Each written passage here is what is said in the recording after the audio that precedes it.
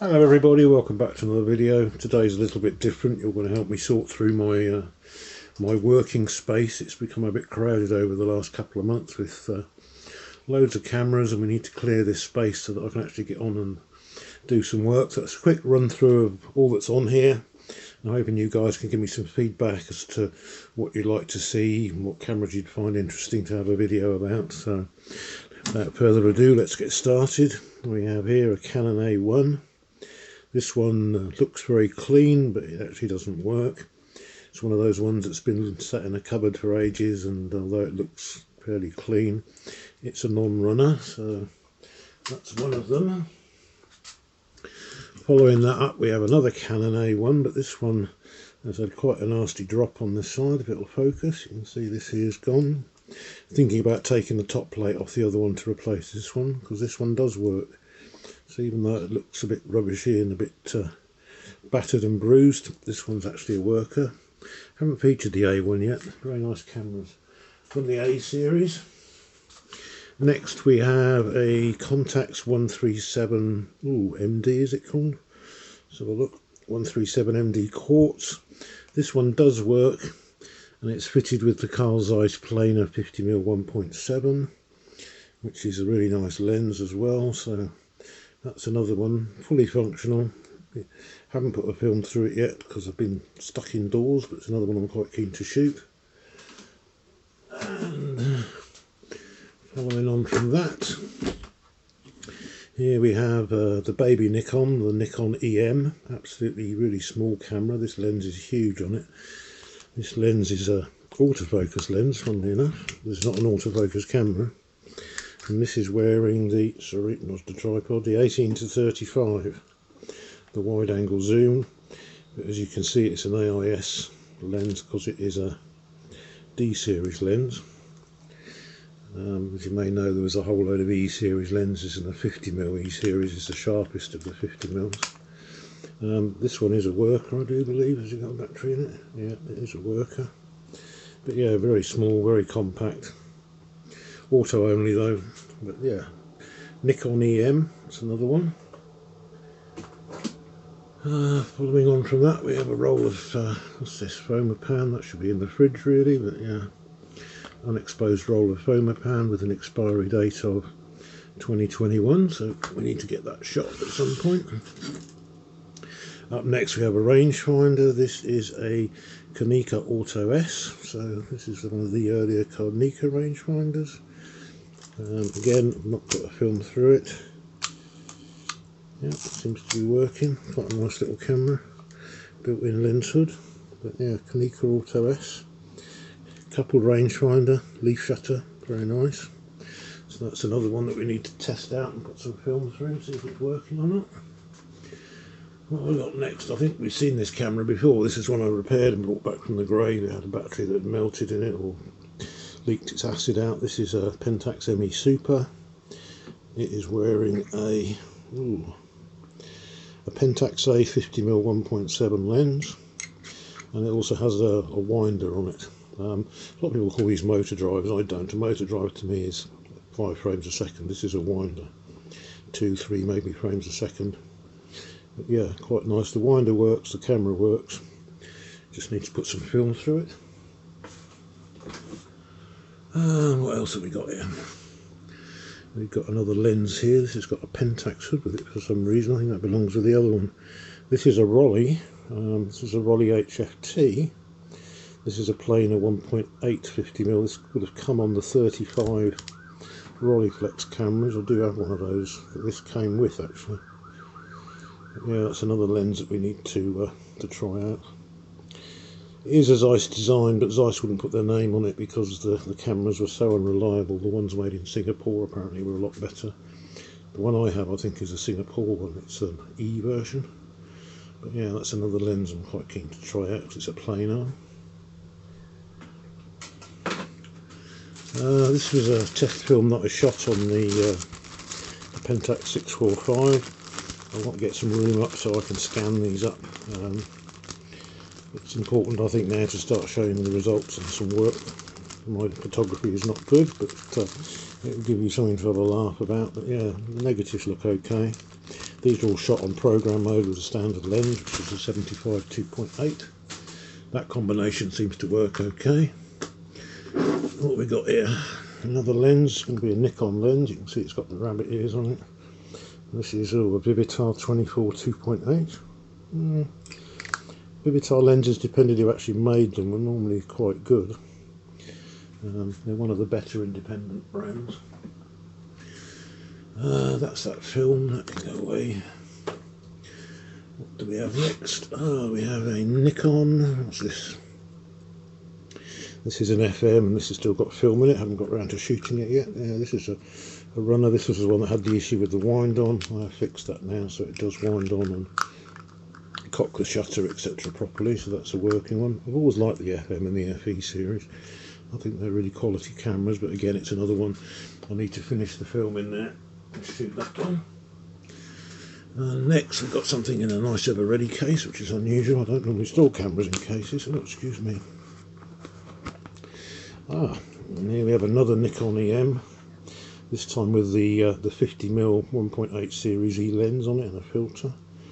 This one's in a case. I think this is the earlier version. The other one is the chrome button version, which is the later version. This is the earlier version, known for having weak rewind cranks that break. But yeah, they're nice little portable cameras. Aperture priority only, or manual. They've got one manual shutter speed. Nikon tended to do that back in the day. They tended to leave one on there. There's some Q-tips or cotton buds, essential for cleaning, depending on where you live. This one here that's in pieces, this is a Pentax RTS2 that needs a new shutter, so this has been stripped down, ready for reassembly with a new shutter at some point. Not sure when I get round to that. Please don't vote for that one because I haven't got a spare shutter for it at the moment.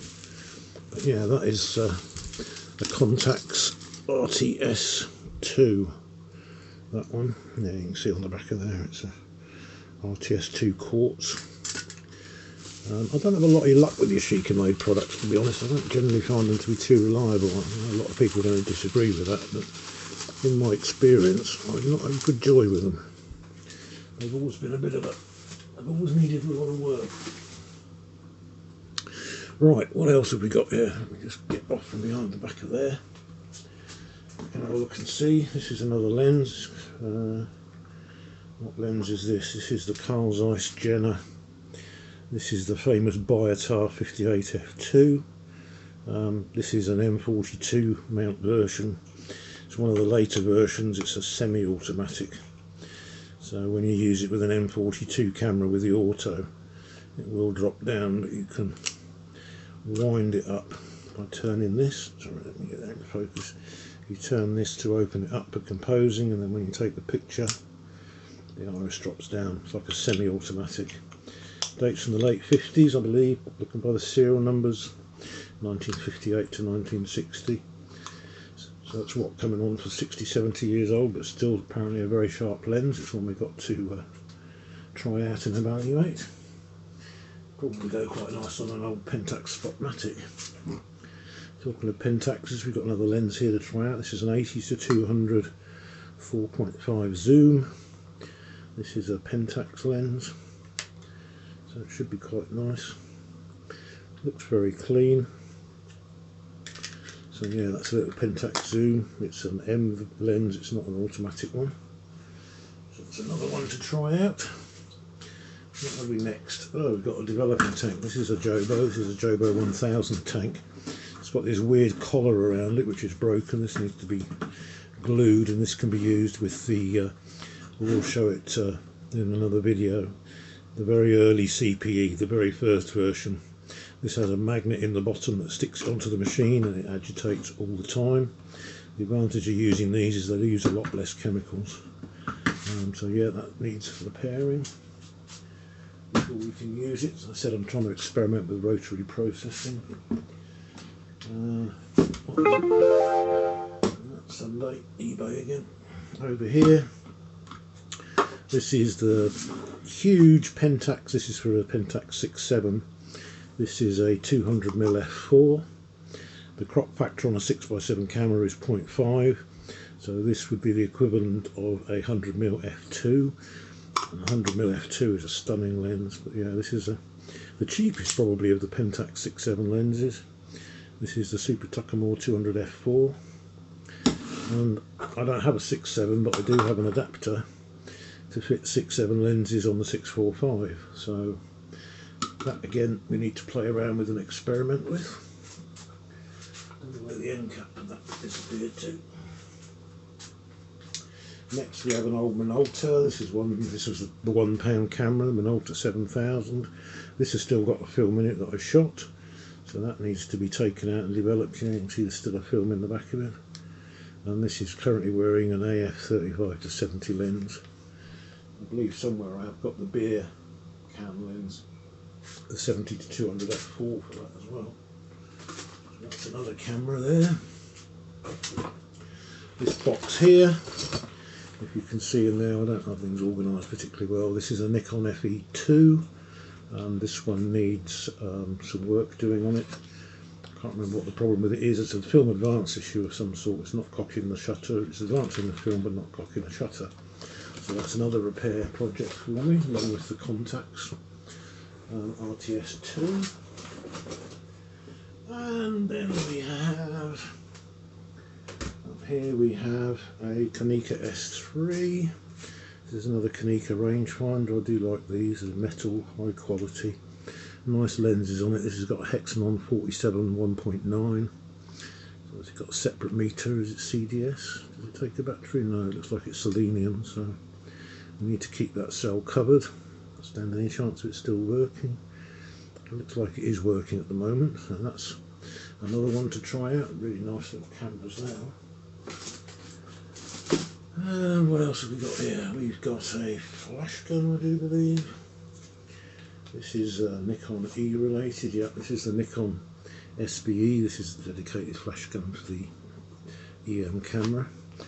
There is a winder for the EM camera, but I don't think I've got one of those. I haven't come across one if I have. And then we have here auxiliary lenses for the Yashica GSN series.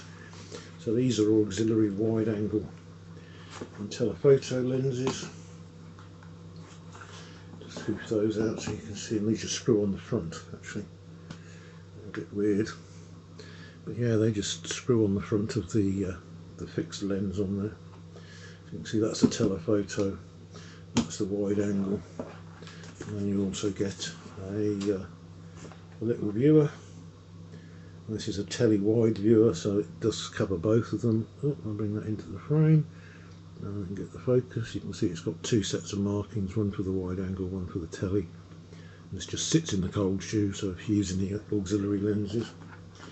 So even though rangefinders have got fixed lenses, you can get these auxiliary and wide angle kits. I don't know what the equivalent would be to these, what they would say in terms of focal length. Doesn't really say, it just gives you some figures. So that's something else to play around with. I'm a big fan of the Yashica GS and GT series. Right, what else have we got here? We've got an empty case, it's got nothing in it. This is some remnants from the Pentax. So this is some bits of the Pentax that have been left there. As you can see, I'm not particularly well organised, and you're all going to be shaking your head in disgust. Cardboard box from Ilford, that was from the other day. I loaded the 645. Loads of old film. Got an old flash gun here as well. This does work. This is a Konica flash gun. This probably came with one of those rangefinder cameras. I've tested it, it does work. No battery leakage, which is unusual for a flash gun. There are normally loads of leaky batteries in them. Whole range of lenses. Most of these are 50mm lenses. I'm not really going to go into those. And these are my already done cameras over here. The Yashica F2, I think you've already seen. And there we go. We've actually got a bit of clean working space now, so those can all go away. I've got some test films out here, some just test rolls. That's quite a new lens. That's a 40mm 2.8 EF lens. And yeah, I've got more lenses kicking about here. There's a Nikon 35-2.8 kicking about. Testing. This is the Colour Ultron 50mm 1.8. That's quite a nice lens. Do like Voigtlander. This is a early Pentax. This is a, in the shot? Yeah, it is in the shot. This is a 105 2.8 Super Takamar. Again, nice lenses, M42. This is another Nikon. This is a new one. This is a 51.8D. You can use it on manual film cameras, of course. This has got a Fujica hood on it, but I don't think it's a Fujica lens. This is the old Pentax 135 3.5, another classic lens and focal lens. Very nice. What we got here? We got a Nikon, by the look of it. This is again a 135 3.5. That's a Nikon one, an early one. Non-AI. Rabbit ears, great for a Nikon F or an early F2. This is a damaged Rockall 55mm F2, so it's been dropped. We also have here a Halim X28 F3. That's a bit strange, I've never seen one of those before. We also have a Helios, the 44M 58 Mark II, very similar to the Biogon, but about a third the price. Prakticar. This is a 28 f2 Pentacom lens, so I think this is either M42 or PB. M42, so that's ideal for an LTL or an MTL. And the M42 mount screw camera. It has got an auto diaphragm on it, so that's handy. That's a 28mm, that's unusual. I think these are just a couple of 50s. It's a 51.8 FD lens, old style. It's got the chrome ring on it. This I think is a 1.4, is it? Yeah, this is a 1.4 SSC, quite a nice old style again, not the new series. Here we have my lens spanners. These are like rubbers, and you can use them for unscrewing elements etc. out of lenses. That's about it, folks. We've got a load of other rubbish on here that I need to sort through. There's another little itsy witsy mirror rubber, or camera rubber out of there. Some of those are missing. That's sinking way far into there than it should. Go in that far. Oh, I'm missing one there. So yeah, that's got the workbench cleared and gives you a bit of an oversight of what I've been up to the last couple of months, sorting through all this lot. This is only some of it, so there's another three loads of this stuff to come through yet, which is unsorted. But at least I've got my work area back now, so we can have a bit of a tidy up and a bit of an organisation, and get back to the more regular forms of the videos.